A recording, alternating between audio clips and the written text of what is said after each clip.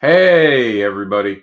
Welcome to this. We have a kind of special going on today. We're going to talk about the ethics in comics, and we're going to talk about what that looks like. Hopefully, have participation from our TikTok audience, which is watching us live right now, and you, the YouTube audience. I've got all the sections set up. If you guys want to be part of it, you can. We are recording this for prosperity, meaning I will have this fully uploaded onto YouTube, obviously. This content is going to be about comics, but might contain some adult themes. And what do I mean by adult themes? What a great question. Well, what I mean by adult themes is the fact that we're going to be talking about ethics, and ethics is going to come into how people actually use their comics to sell, including using nudity for covers. We're going to talk about how I'm leaving certain social media platforms right now, currently, no longer going to be using Meta, X. These things are just now officially dead to me. And the reason that they're dead to me is because of the way that they're treating information, the way that they're going to be treating different things. We're going to get into that more in just a few minutes. For those worried that it's purely politically involved, you'll be happy to know that you're very wrong. The decision was not about ethics, as a matter of fact. It is about something completely different than ethics, and we'll go over that today. I promise. Don't you worry. And we're going to talk about how to make money in comics ethically. So, for those who don't know, my name is Mister AnderSiN, and I create comics about desires, monsters, and more. Behind me, you guys can see a huge, vast majority of the comic books I've created. And we're going to go ahead and we're going to do a screen share. Hold on, I'm going to get the layout going. There we go. We'll go big for it. So this is something I run that's called Comic Con Online. It is going to be a place where creators can put their own stuff forward. I'm going to give them keys to be authors, to be different roles on the site that are going to allow them to actually be involved with their own self-promotion. So a lot of exciting stuff coming very soon to that. We're going to leave this up in the background so everyone can see it. And there we go. So this is Comic-Con. We'll talk about it. I always get reversed here. Eventually I'll figure it out. Dyslexic. There. This one is not the winner. This one is. So it's right there. Wow, that was harder than it should have been. Dyslexia for the loss. Right there, that's the site. Comic Con Online. If you're a creator, I will give you sign-in credentials. I will put you in charge of your own promotion, and I will help you learn how to promote yourself on a site with 60,000 subscribers. So this is meant to be a video explaining the ethics in comics, but let's start with why I left Meta and I've now left X. X, for those who don't know, is Twitter rebranded under Elon Musk. I do not stand with Elon in any way, shape, or form moving forward because of not just how the news has come out and said that he's basically forcing agendas through a social media platform. And I get that happens a lot more. I'm not naive, but it goes as far as the coders saying that the codes were made to deliberately influence the election. I can't not see that. And that means that we're being suppressed and other people are being used. So if I'm on that site, I'm helping push propaganda. And that's a line too far from me. So I'm out. That's it. Done with Twitter. Meta has not been the most ethical site whatsoever. During 2020, I generated millions of views for that platform, and they always found a way to discredit what we were doing, to say that something did this, because we talked about comic books. Oh, you were talking about content you couldn't. I got all of these notifications of violating service of terms, but they never stopped me from going live. And I know other creators who felt the same way. And when you don't have a big enough audience, it's basically what that happens to you. And I mean, I had a profile in 2020 that I actually deleted. And I deleted it just to get a fresh start in 2022. And I had something like 15,000 followers, and again, to social media platforms, 15,000 followers is nothing. To creators, it's a huge thing, but to them, it was nothing. It didn't matter. And they didn't just treat me poorly, but other people poorly. And I'm just not willing to play the game. It's the same reason I don't do nude covers. And we're going to talk about that. So, the way they treat the creators, the way they're treating the truth, all of this is making me leave. This, at the time being, leaves me with TikTok, which is still technically up in the air. None of us know what's going on with TikTok. YouTube, which I can't get an audience to show up to unless I share this somewhere. And it's harder to share with like platforms like Sky Blue because I'm still trying to figure out what Sky Blue is about. And I know there's Clapper and there's all these other new things, and there's hopefully going to be a musical chairs where Meta loses and X loses. I would like to see Sky Blue replace X, certainly. And I'm hoping that Facebook falls as well. If you guys have any questions about anything, feel free to pop them in. I'll be happy to be answering anyone's questions about also creating comics. None of this is politically motivated, by the way, as far as who identifies as Republican, Democrat, all that. None of my decisions are based upon that. I don't do that. I judge it by what the people are currently doing and how what they're doing affects other people. With that said, and with my now limited reach, we're going to talk about the morality in comics. So, what morals are we talking about? And anytime you hear morals in comics, you can't ignore the elephant in the room being comics code. So we've all experienced the comics code, and none of us want the comics code back. And for those who don't know what the comics code was, perpetuated by a lie, a gentleman made a fictitious study that said the comic books were leading children to juvenile delinquency. It was pure fiction. It was not at all whatsoever something that was honest or true. It was, in fact, made up to perpetuate the McCarthy era's beliefs and morality. So the minute we talk about ethics or morals in comics, we're already hitting a huge. I would get nervous that someone was talking about that. Sorry, I got something in my throat. So how do we talk about more? Like, what morals are we even going to be going by? What ethics? Who's deciding that? That has to be the first conversation, right? And we're stuck with social media platforms. We're stuck. I mean, if you're a comic book creator, basically the morals you're living by are Kickstarter. Now, Kickstarter is allowing people to go as far as to sell copyright infringed materials. There are a lot of creators who are putting up Batman as a Kickstarter reward as a sketch, as a piece of art. So Kickstarter's not really holding anyone accountable.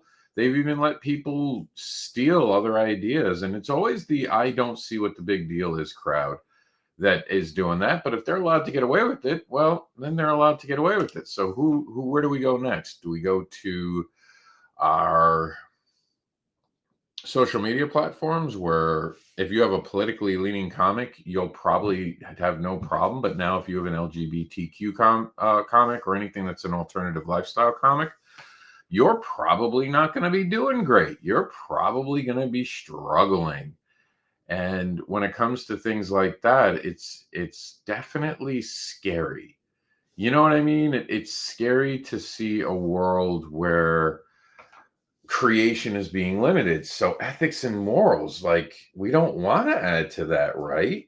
But then we see the exploitation of women on, especially female characters, versus male comics exploitation on cover.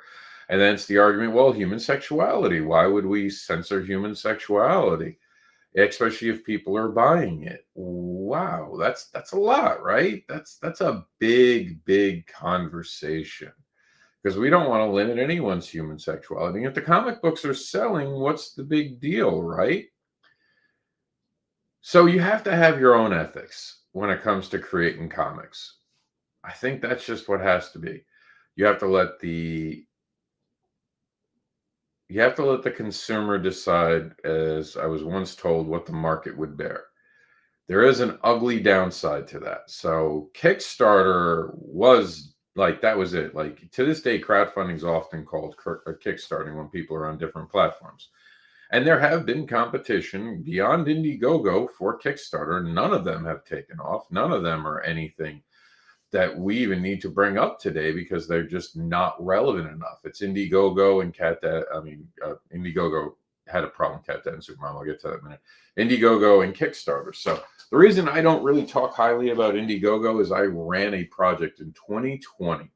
Cat Dad and Supermom. It was one of those, bring us your projects after you successfully fund and top off with Indiegogo. So I did. And I raised money, didn't do anything unethical, and then came back. I'm sure someone reported us, said what I created was copyright infringement, and for some reason Indiegogo listened to them.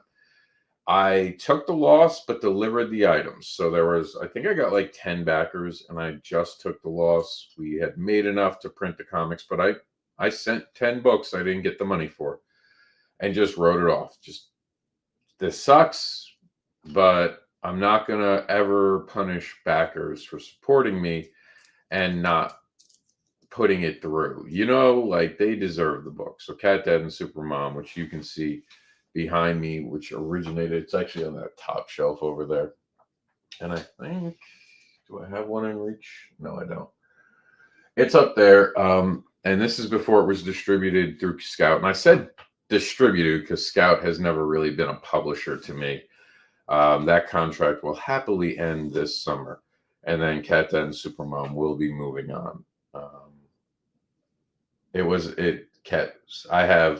I agreed to a contract, but Scout certainly harmed a lot of creators, including myself. A lot of egos, a lot of bullshit, and it's sad. I even to this date, to be honest with you, I want to see them be successful.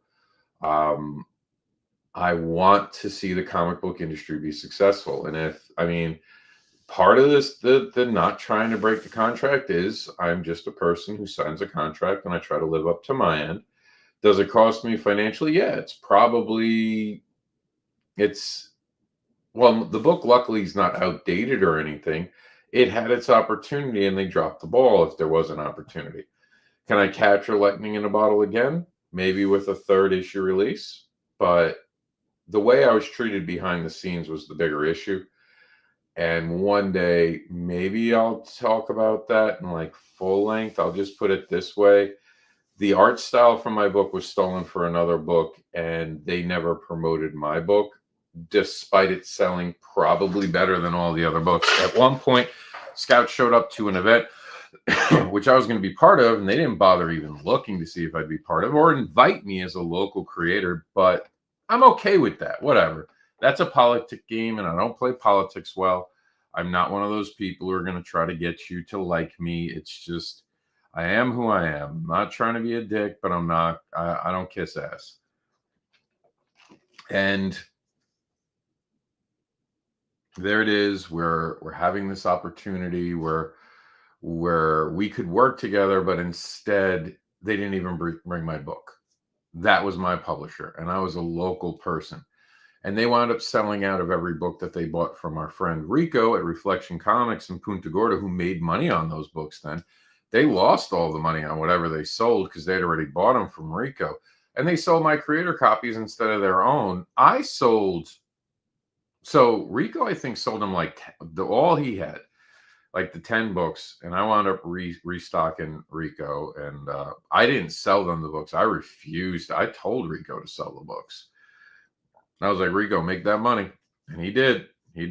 And yeah, it was crazy.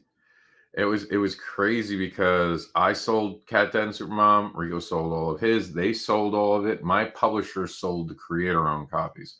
This is how bad of a job they did. So we do, and that's morality again in comics and ethics. So like, where do we draw the lines, and how do we not do something? It's got to be very personal, and you have to live by it. And you're talking to a guy who creates comics with Desires Monsters More, and people make up their mind about me.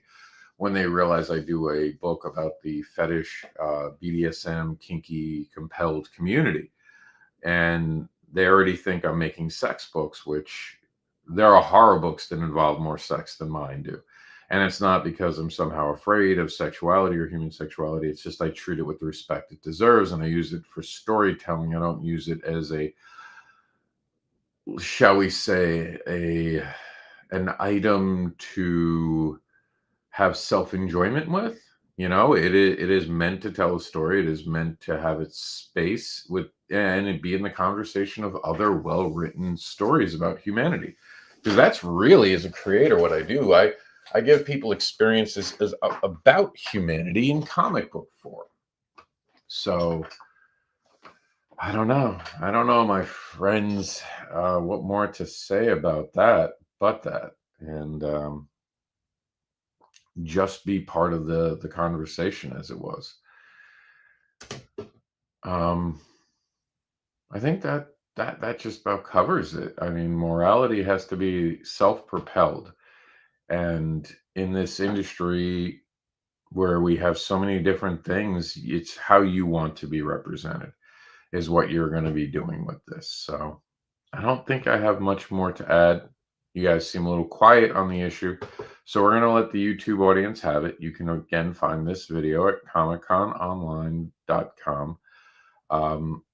And we can explore the conversation a little later. But when it comes to ethics, just I'm leaving Meta, I'm leaving X based on my own personal ethics. And that's all we can be run by, because as much as it sucks to sit back and watch people create hateful books, to create negativity and lies, and to sell sexuality in a sloppy way, I will always believe they should have the right to do so, just so we have that ability. I don't believe in taking rights away. That's what I got for you today. Hopefully there's a bigger conversation that can happen outside the comments. Thank you for showing up. And we're going to sign off now and have a conversation with TikTok audience. And I thank you all for being part of this evening. We're out of here.